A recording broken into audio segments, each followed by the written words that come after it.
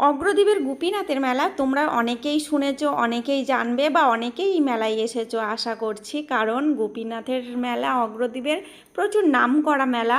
তো সবাই আসে। আর গত 2 দিন মেলা কিন্তু হয়ে গেছে, 3 দিনের দিন আমরা এসেছি অগ্রদ্বীপে। আর এই স্টেশনে দেখো কত লোকজন, কত ভিড়, কি বলবো তোমায়। আজকে 3 দিন সেই জায়গায় এত ভিড়। তো যে 2 দিন মেলা হয়েছে সেই 2 দিন কত না ভিড় ছিল এই স্টেশনে। দেখো কত লোক স্টেশনে বসে আছে।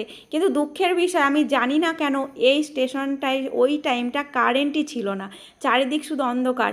আর এদিকে দেখো পুলিশ প্রোটেকশনও বসিয়েছে এখানে। তাহলে এই মেলাটা কতটা জাগ্রত তোমরা ভাবতে পারছো।